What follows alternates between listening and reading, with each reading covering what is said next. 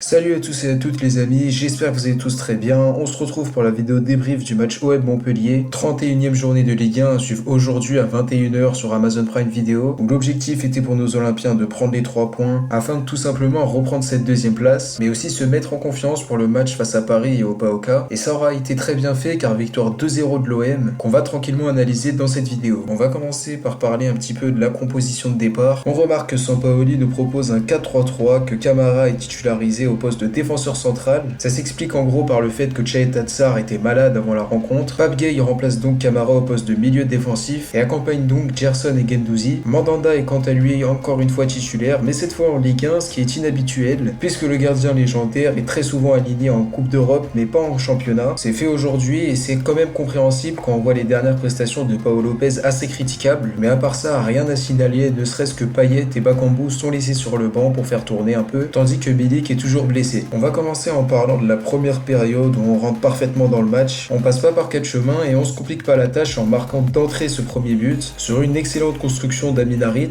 Le Marocain sert un véritable caviar à Dieng qui n'a plus qu'à pousser la balle au fond des filets. À ce moment-là, on se dit que c'est assez logique puisqu'on affronte une équipe qui a du mal dans son plan de jeu. Ça s'explique en partie par le fait qu'ils sont pas vraiment en confiance. Si on regarde leur dernier match, vraiment beaucoup de résultats négatifs. Ils sont pas dans une bonne spirale et ça se reflète. Je les trouve audacieux quand même, ils arrivent à porter un minimum de danger devant, mais ils sont franchement trop imprécis dans leur passe. Ça suffit pas pour nous mettre en difficulté honnêtement, puisqu'à côté de ça, on va directement les mettre KO grâce au but de Under sur penalty. La faute est largement visible, aucune question à se poser de ce côté-là. Ça partait en tout cas d'une très belle action, un 1-2 entre Dieng et Gerson qui allait fonctionner, jusqu'à ce que le défenseur montpelliérain fauche complètement l'attaquant sénégalais. Under ne se fait pas prier, il se pose pas de questions et il fait le break. À ce moment-là, on est vraiment à l'abri seulement à la 20e minute du match, et après ces deux bonnes réalisations très tôt dans le match, on assiste à un véritable récital, tout le monde est au niveau, tout le monde se trouve bien, les milieux de terrain sont super bons, surtout en termes de ballon vers l'avant, les défenseurs font le travail quand il le faut, tandis qu'en attaque on offre du beau jeu, de la mobilité, de la technique. On a en gros des joueurs vraiment qui sont très concernés et qui font qu'à l'instant T on assiste à une soirée vraiment parfaite. À la fin de cette première mi-temps, j'ai vraiment rien à dire de négatif, tout est bien fait, tous les joueurs sont bons, de Mandanda à Dieng, tout va bien, c'est très intéressant ce qu'on propose, et que voulez-vous que je vous dise à part que cet écart de 2 buts est largement justifié. L'objectif maintenant c'est de conserver le résultat, voire même de l'aggraver en deuxième mi-temps, ce qui est en général plutôt bien fait, même si avec le temps c'est beaucoup moins spectaculaire, on garde quand même la maîtrise du jeu. Voilà une deuxième période sans vraiment qu'on se montre capitaliste, on a quelques actions par-ci par-là, faut dire qu'on n'est pas très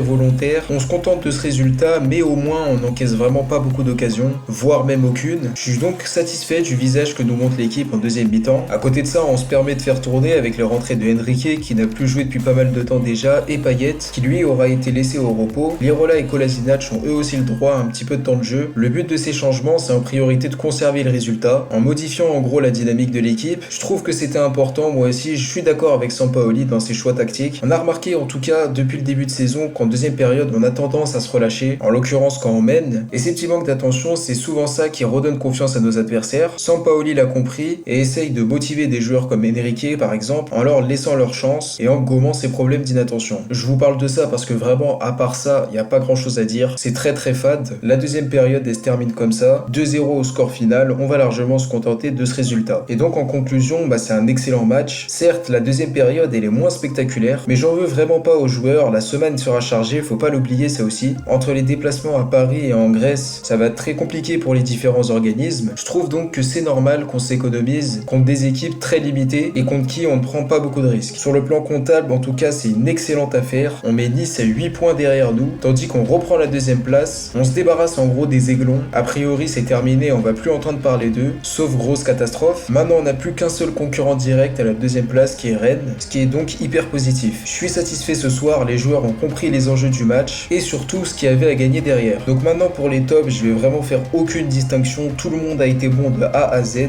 Certains continuent sur leur lancée comme Gueye, Gerson, Harit, Under et même Dieng. Ils ont tous eu une grosse importance durant le match, mais c'est franchement difficile de les départager. Et à côté de ça, en ce qui concerne les flops, bien sûr rien à signaler, même si j'ai trouvé, ça c'est mon seul petit point noir, Luan Pérez un tout petit peu en difficulté. C'était quand même un match correct, mais par rapport aux autres, je l'ai trouvé un petit peu moins rayonnant. Lorsque Kolasinac est rentré, on a vu quand même une petite différence. Et donc voilà les amis, c'est déjà la fin de cette vidéo. N'hésitez pas à me dire si elle vous a plu dans l'espace commentaire. Donnez-moi votre avis sur le match. Pensez-vous que la victoire est l'une des meilleures de cette saison? Le débat est largement possible. Je vous retrouve en tout cas d'ici là pour une prochaine vidéo. Prenez soin de vous, c'était Kalash, ciao à tous.